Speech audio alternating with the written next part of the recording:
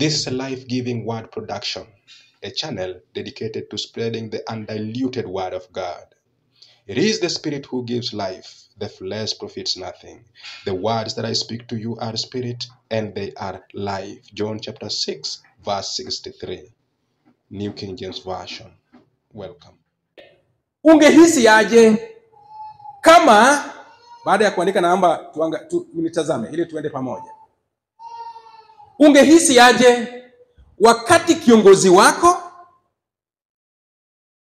yule anayekuongoza ni mtu ambaye hana hadhi kama wewe, hana masomo kama wewe, hana ujeledi kama wewe, hana upako kama wewe, lakini bado ni kiongozi wako.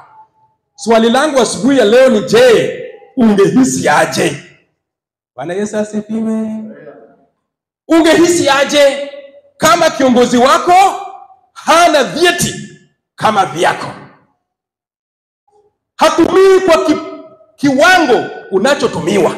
Je, bado ungekuwa umejivika au umejivisha na nguo ya unyenyekevu na ukae chini yake, hata kama uko na kisomo kumliko, hata kama uko na mali kumliko, hata kama uko na jina kumliko, hata kama uko na upako kumliko? Nataka kuongea kuhusu jinsi ya kung'oa roho ya uasi. Sema amen.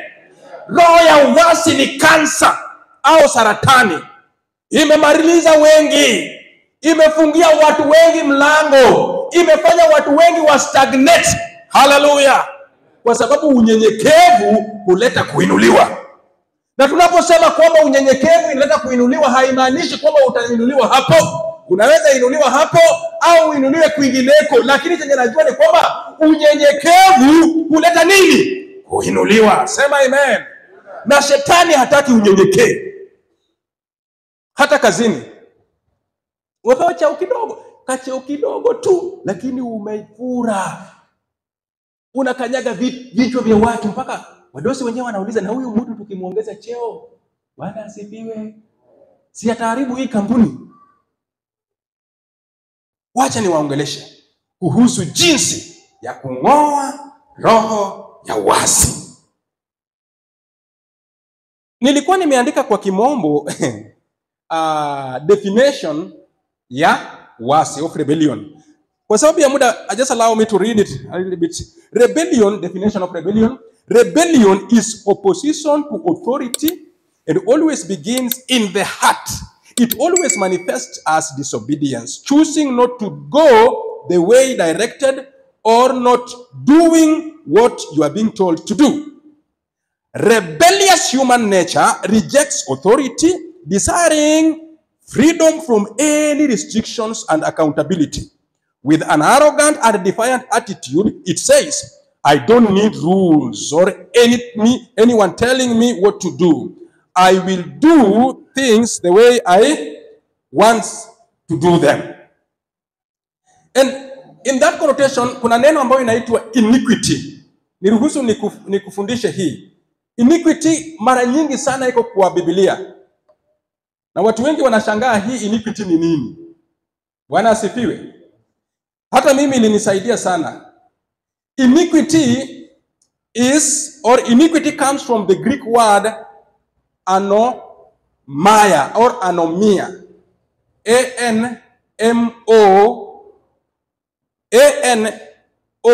A-N-O-M-I-A. Anomia.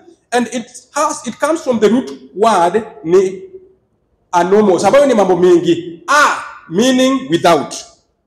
A meaning without, and nomos kwa Kigiriki meaning lawlessness or without law. So in Greek, when we say someone has iniquity, kwa Biblia yako ukisoma mahali inaandikwa kuhusu iniquity inamaanisha without law. Bwana asifiwe. Listen carefully. It means that you are doing or engaging in law, in lawlessness deliberately. Deliberately. It refers to deliberate violation of God's law or a spirit of rebellion. Wakati tunaongea kuhusu kwamba for rebellion is as the sin of witchcraft, and stubbornness is as iniquity and idolatry. That iniquity means that you are engaging in sin deliberately. Say amen. Si ati umeangukia ukaanguka, umeshtukia tu umetenda dhambi, umeshtukia tu ukaenda kinyume. Kuasi ni kitu ambayo inatoka kwa moyo, na kuasi ni kitu ambayo unajipanga. Haleluya. Na unapanganga na wengine. Sema amen. Unapanganga na wengine. Vile huyu praise and worship leader anatupeleka, sioni kama ni mzuri. Heri ukaona siku ile anaongoza. Number 1, ukuje late. Mimi hata sitakuja late, sitakuja kabisa. Hiyo ni roho ya uasi inaongea. Bwana asifiwe. In fact hatutakuwa tuna record siku anahubiri. Hiyo ni roho ya uasi. Sema amen. Inakuanga na group. Haleluya. Bwana asifiwe. Na uasi kuna kitu ambacho huwa inataka kutenda katika maisha yako. I hope uko na kalamu, I hope uko na kitabu. Kwa sababu masomo haya yatakusaidia sio kwa kanisa hili peke yake, itakusaidia mahali popote utakapokuwa unasikia na katika maisha yako ya Ukristo. Uwe katika kanisa hili, katika taifa hili au kwingineko. Bwana asifiwe. Neno hili limenisaidia, neno hili litakusaidia. Wacha tuanze. Kuna aina kadhaa ya uasi. Types of rebellion. Nataka tuanze na hiyo. Kuna aina kadhaa ya uasi. Uasi ya kwanza ni uasi or rebelling against God. Kuasi or rebelling against God. Unaasi kinyume cha Mungu. Nataka tusome kitabu cha Isaia 1 verse 2. Isaia mlango wa kwanza mstari wa 2. Hebu nipe hapo haraka ndugu yangu ili tuweze kukomboa wakati. Maandiko inasema hivi: sikieni enyi mbingu, sikilizeni enyi dunia, kwa maana Bwana asema, nimewalisha watoto na kuwalea, lakini wameniasi mimi. Sema amen. Mungu anaongea kuhusu wana wa Israeli.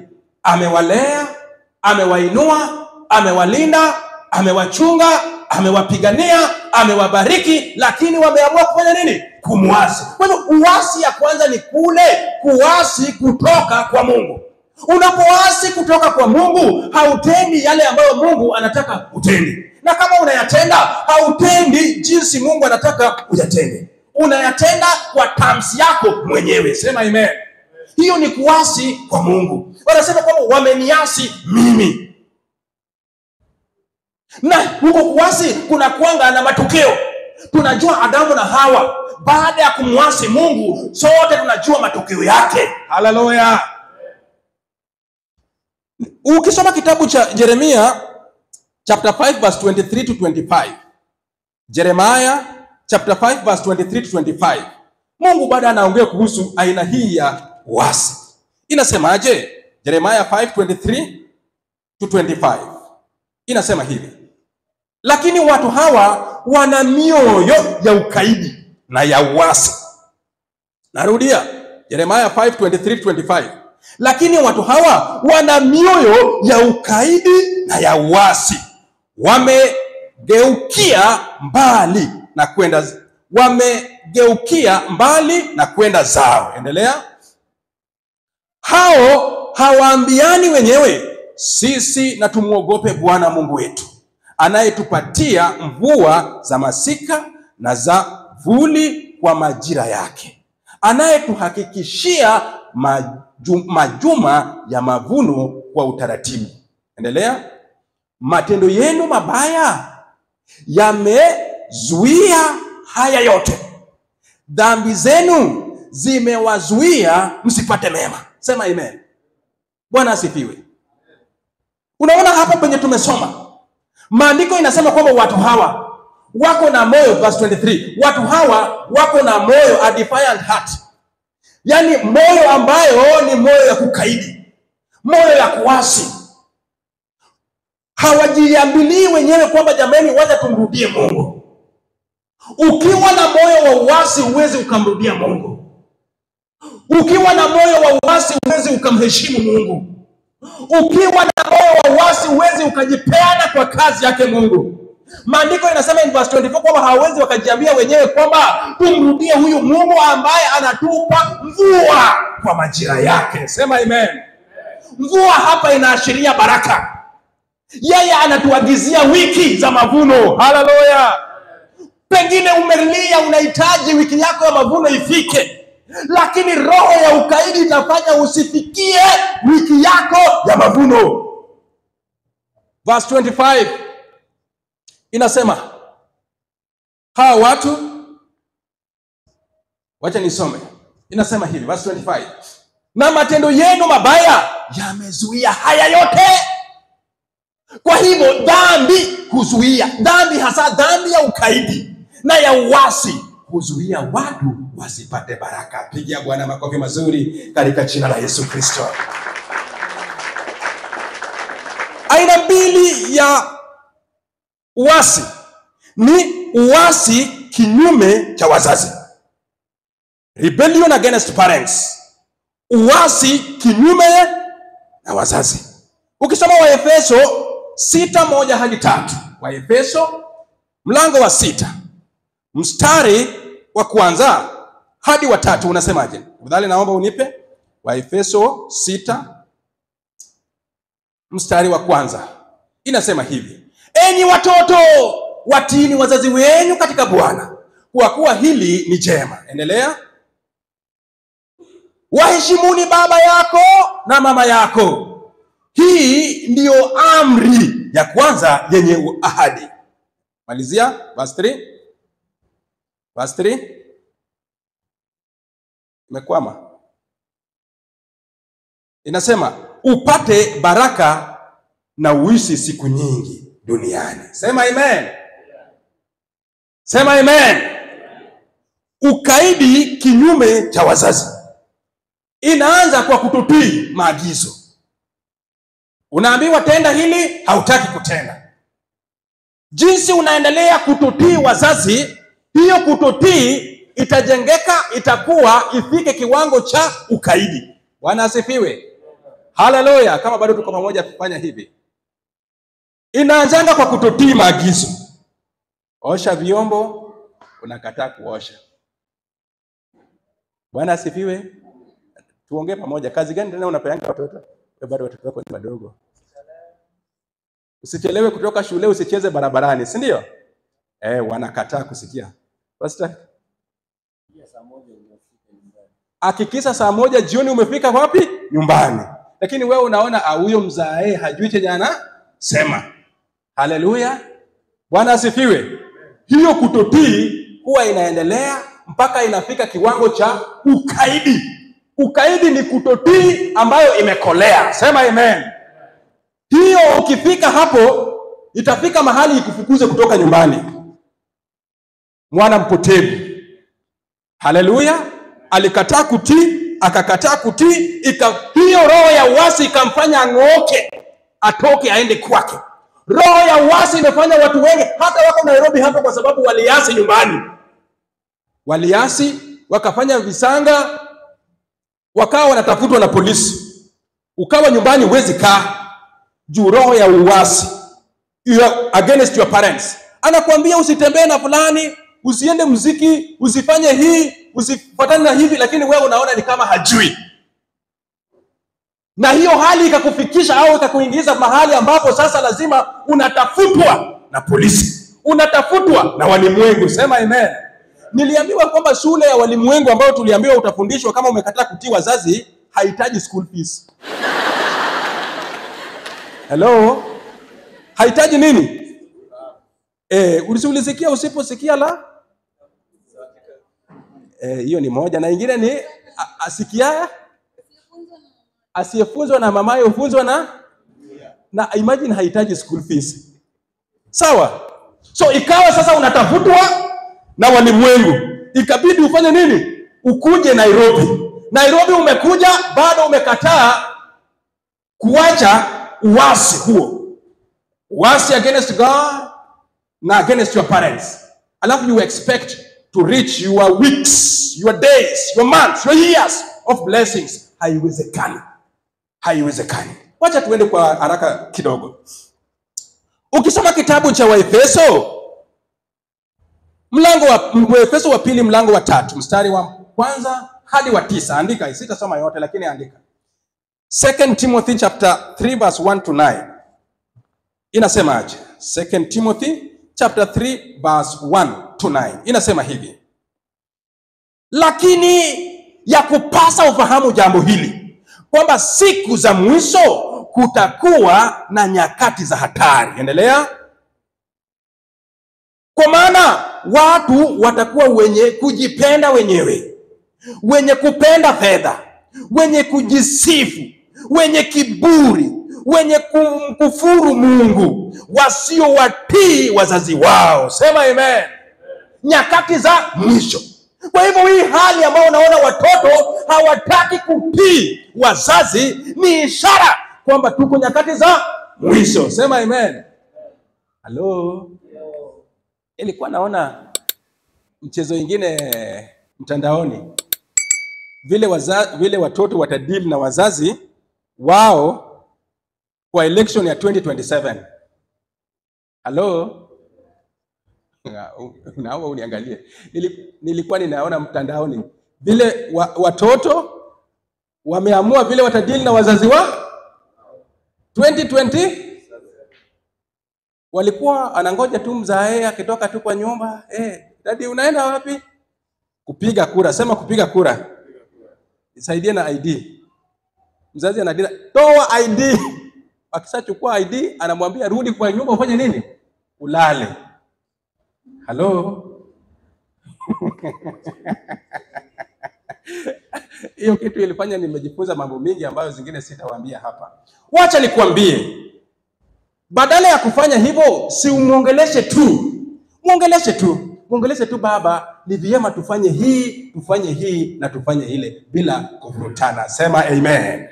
Bila kugombana au kulumbana. Maandiko inasema kwamba nyakati za mwisho itakuwa ni nyakati hatari. Rebellion towards parents is a sin that carries a heavy consequences both to you and your lineage after you. The story of the prodigal son demonstrates to us the consequence of rebelling towards one's parent in the book of Luke chapter 15 verse 11 to 32. Luke 15 verse 11 to 32. The third type of rebellion ni aina tatu ya wasi ni rebellion against spiritual leadership. Say amen. Nipe Wahibrania 11 mstari wa 17. Rebellion against spiritual leadership, au wasi kinyume cha uongozi wa kiroho. Rebellion against spiritual leadership. Hebrews chapter 11 verse 17. Hebrews 11:17 inasemaje? Naomba unipe hapo, warakishe kidogo. Hebrews 11:17 inasema hivi: kwa imani Abrahamu alipojaribiwa na Mungu,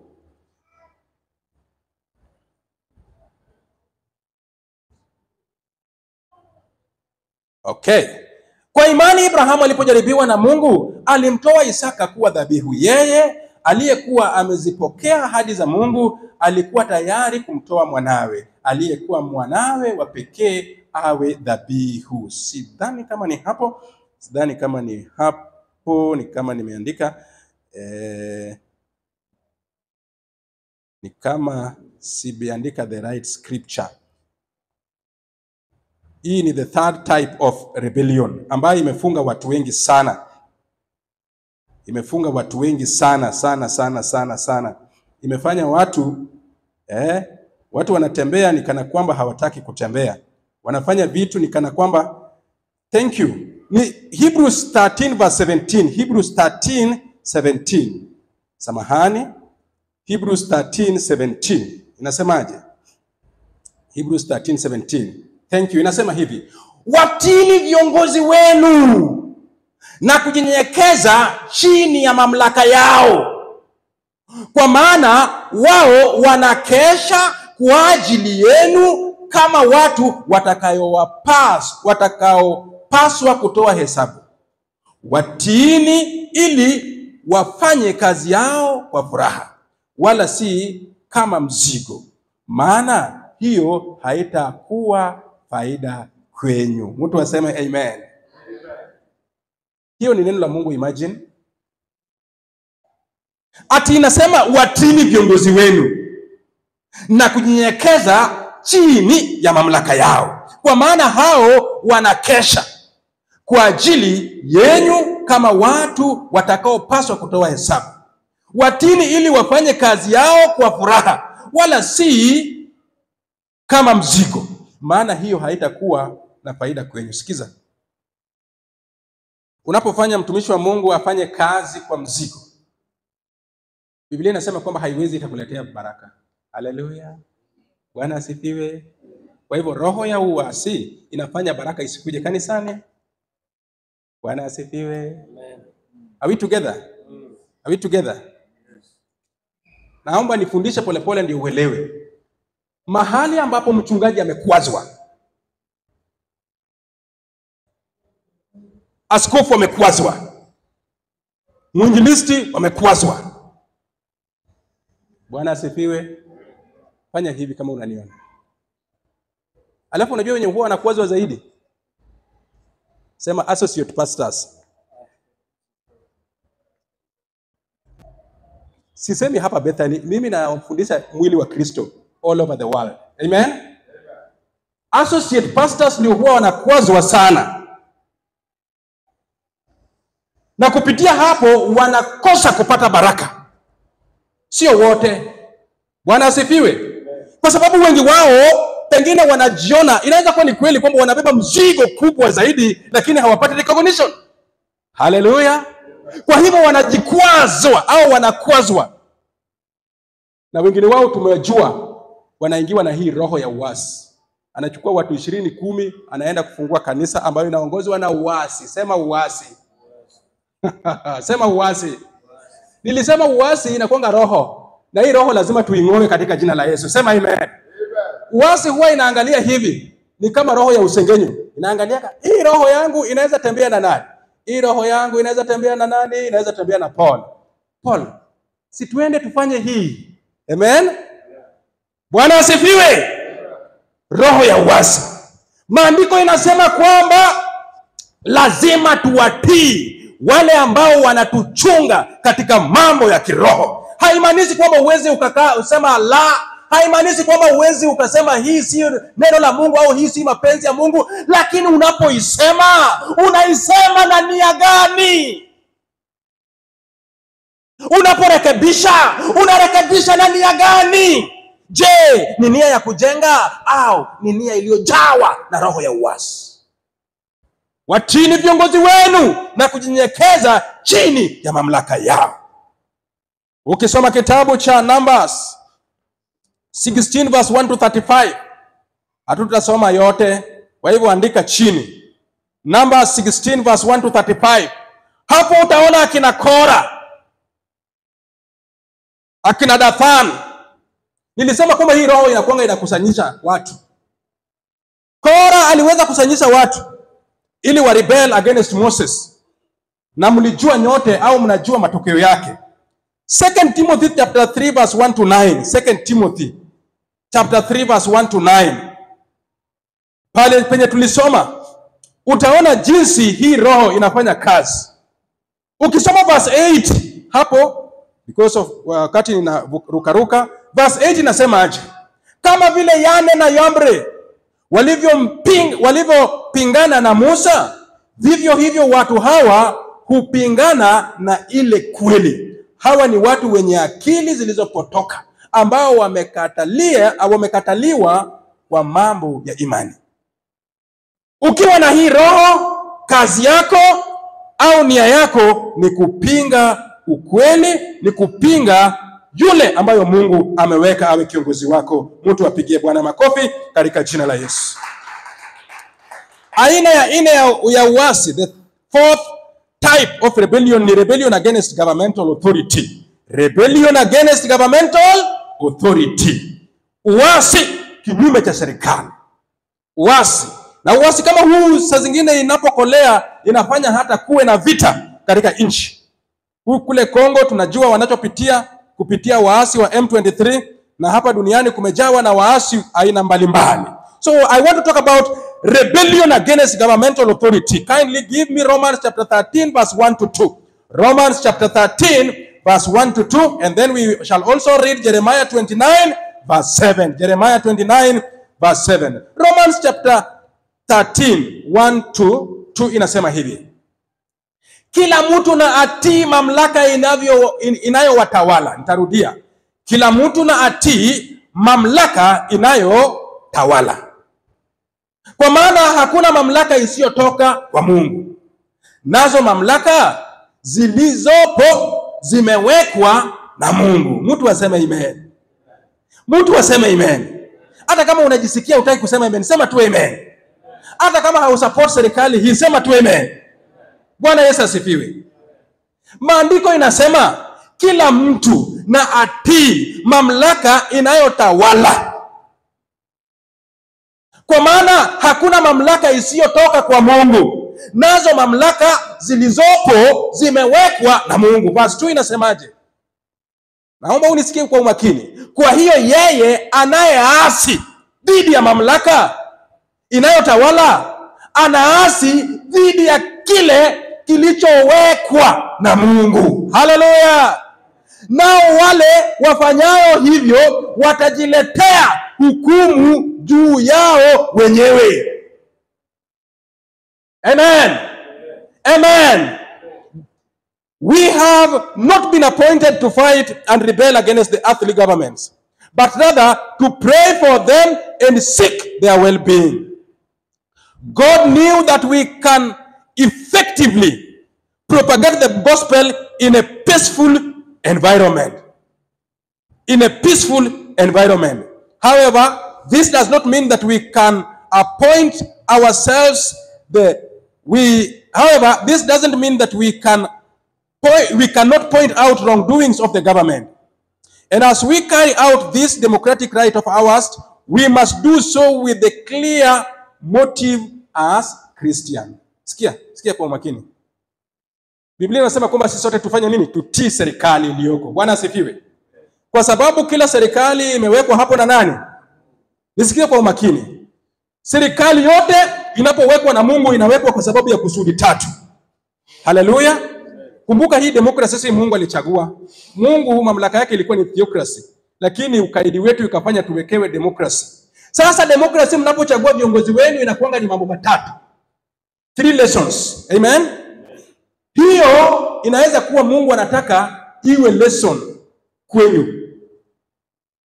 Bwana asifiwe. Bwana asifiwe. Kama unaniona fanya hivi. Hiyo unaweza chagua serikali na serikali iwe lesson kwenu. Iwe lesson kwa sababu ya kile ambacho mlitaka mjue au mfanye lakini mkakataa kufanya. Sasa inakuwa ni lesson. Na hiyo lesson inaweza fanya ulie sana. Pia inaweza kuwa ni hiyo lesson ni funzo au inaweza kuwa ni baraka. Ni baraka. Kwa sababu mlichagua fulani imekuwa baraka kwenu. Bwana asifiwe. Kwa hivyo kila wakati wote ambapo tunaongea kuhusu kukaidi kinyume cha serikali, haimaanishi kwamba serikali hiyo itakuwa serikali bora. Lakini inaweza kuwa ni serikali ambayo imewekwa hapo ili tuweze kujifunza. Inaweza kuwa ni serikali ambayo imewekwa hapo tuweze kubarikiwa, tuweze kuinuliwa, tuweze kuenda kiwango kingine. Au inaweza kuwa ni serikali ambayo imewekwa hapo ili iweze kutuadhibu.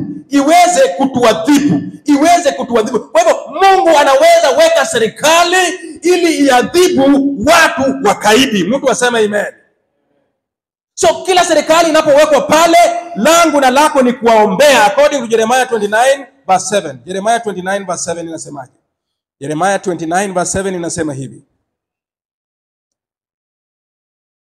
Inasema 29 verse 7. Seek the peace of the city where I have caused you to be carried away captive, and pray to the Lord for it, for in its peace you shall have peace. Say amen. Katika amani yao mtakuwa na amani. Wakati serikali ambayo iko pale tunaomba iwe na amani, tutahubiri injili, utafanya biashara. Pale Kongo saa hii hakuna biashara inaendelea kwa sababu ya ukaidi. Na hiyo ndio maana Biblia inasema kwamba lazima tuombee serikali, hata kama iliwekwa hapo juu ya ukaidi wetu ili tuweze kutupunish. Tunaweza omba ili Mungu aigeuze. Tunaweza omba hata kama imewekwa pale ili iwe funzo kwetu, tuache ukabila, lakini lazima tuiombee. Sema amen. Lazima tuiombee tu, hata kama imewekwa pale ili iwe wa baraka na itupe amani, lazima tuiombee. The fifth type of rebellion ni rebellion against God's moral law. God's moral law. The fifth and the last type of rebellion, according to what the Lord revealed to me, is rebellion against God's moral law. Laws concerning raising family. Kwa mfano, when we rebel against God's laid down laws governing family matters like marriage institutions, upbringing of children, hygiene, and etc., we suffer the consequences of our rebellion. Living in sin and rejecting God's standards of holiness is a form of rebellion according to Galatians chapter 5, verse 19 to 21. Galatians 5, verse 19 to 21. Tafadhali naomba kwa haraka unipatie Wagalatia 5, 19 hadi 21. Nasema hivi, 19 hadi 21. Husuda, ule. Basi matendo ya mwili ni dhahiri, nayo ni haya: usherati, uchawi, ufisadi. Endelea haraka ndugu yangu. Kuabudu sanamu, uchawi, uadui, ugomvi, wivu, hasira, fitina, faraka na uzushi. Endelea. Husuda, ulevi, ulafi na mambo mengine yanayofanana na hayo. Na waonya kama nilivyowakwisha waonyeni kabla, kwamba watu watendayo mambo kama hayo hawataurithi ufalme wa Mungu. Bwana asifiwe. Wakati tunapoenda kinyume cha maagizo ya Mungu, usi-expect kurithi ufalme wa Mungu. Mtu apigie Bwana makofi mchana wa leo katika jina la Yesu Kristo. Sasa kwa ajili ya muda nitaenda kwa upesi. Now those are 4 types or 5 types of rebellion. Rebellion against God, rebellion against parents, rebellion against spiritual leadership, rebellion against governmental authority, and the last one was rebellion against God's moral law.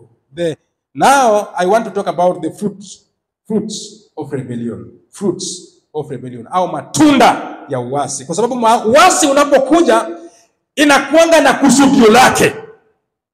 Nataka tujifundishe ili tung'oe hii roho ya uasi. Lazima tujue kwamba uasi unapokuja katika kanisa, uasi unapokuja katika taifa, uasi unapokuja katika familia, inakuanga na kusudio, kile ambacho inahitaji kutenda. Nao ni nini?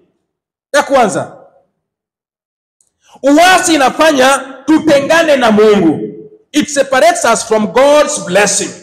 Uasi inatutenganisha na baraka ya Mungu. According to Isaiah chapter 59 verse 1 to 2. Isaiah 59 verse 1 to 2, which says, "Look, the Lord's hand is not shortened that it can't save, neither his ear heavy that it can't hear, but your iniquities." Unakumbuka tuliongea kuhusu iniquities?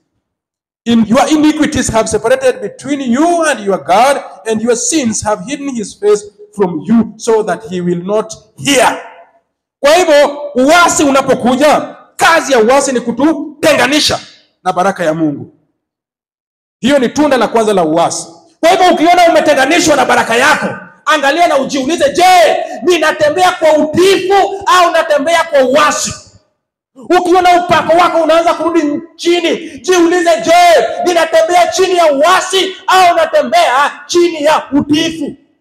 Kwa sababu uasi inapokuja, kazi yake ni kuondoa au kututenganisha na baraka ya Mungu. Ya pili, matunda ya uasi, it leads to divine judgment.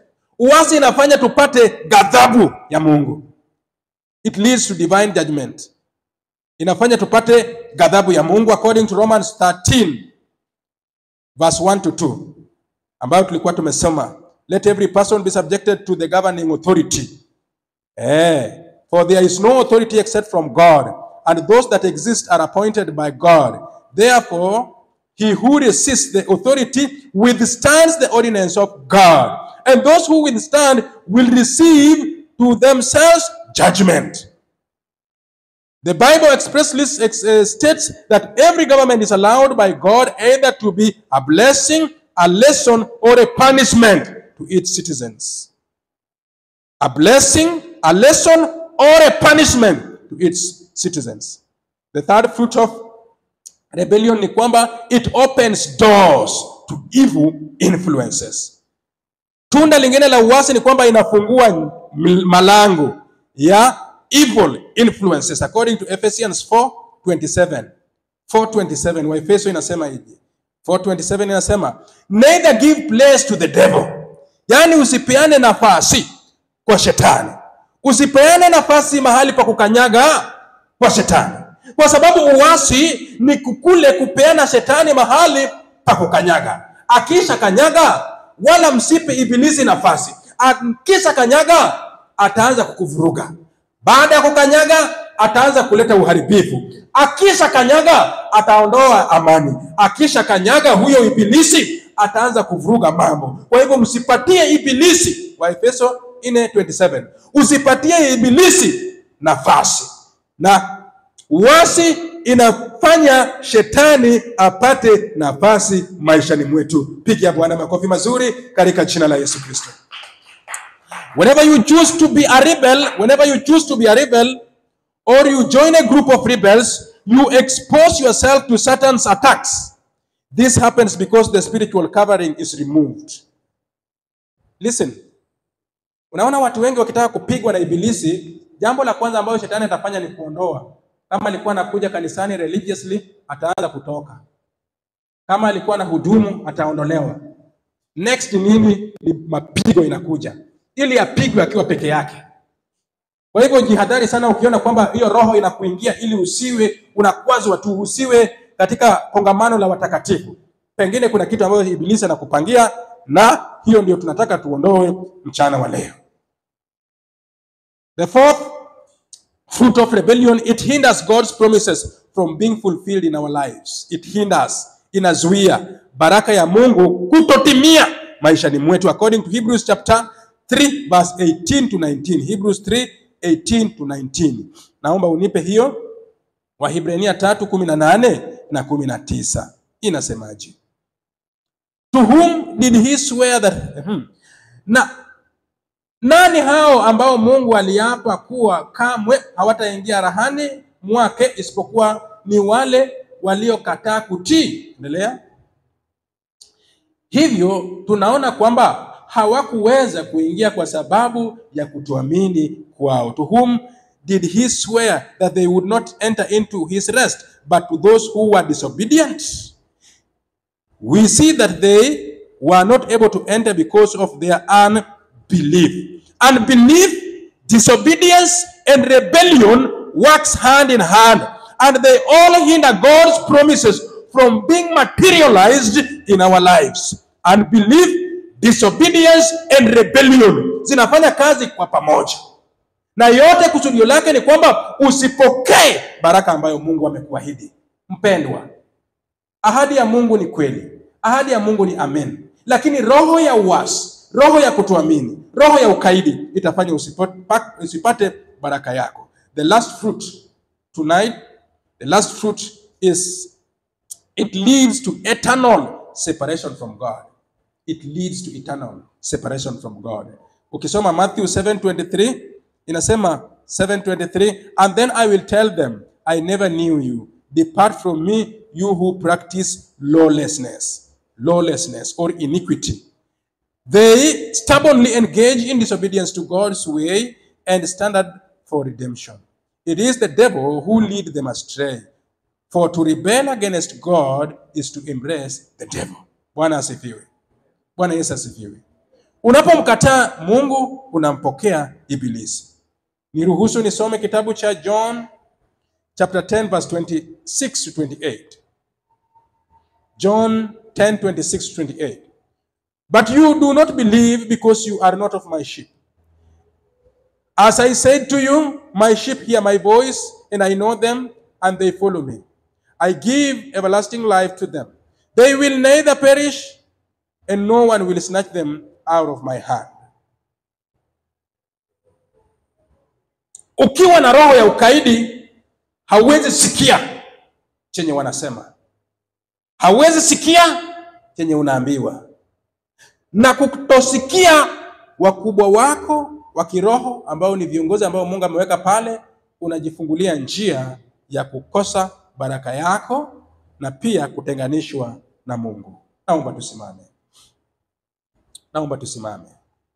Tunaposimama, jinsi gani ya kuponya hii roho tusiwekwe, au jinsi ya kung'oa hii roho ya ukaidi? Hii roho ya ukaidi tutaing'oa namna gani? Ya kwanza ni kwamba you need to repent. Lazima utubu. Utubu na uachane na hiyo roho. Uombe Mungu, Bwana, nimekukosea. Tafadhali unisamehe. Nimekubali makosa yangu. According to Acts chapter 3 verse 19. Repent therefore and turn again, that your sins may be blotted out, so that there may come times of refreshing from the presence of the Lord. Kwa hivyo ya kwanza ni ili ung'oe hiyo roho lazima utubu. Ya pili lazima usubmit, unyenyekee, submission. First is repentance, second is submission. Yield to God's authority and his word. Yield to God's authority and his word, according to James 4:7. James 4:7, which says, be subject therefore to God, but resist the devil, that he will flee from you. Ukikataa kuachana na shetani, shetani hataenda. Lazima uachane na shetani. Na njia moja kuachana na shetani ni kuyield, ni kusubmit, ni kujiachilia kwa Mungu. The third way of uprooting this spirit of rebellion is obedience. Walk in obedience to God and his commandments. Walk in obedience to God and his commandments, according to John 14:15. John 14 verse 15. John 14 verse 15, which says, if you love me, you will keep my commandments. Mungu akisema north, tuende north. Hiyo ndio inaitwa obedience.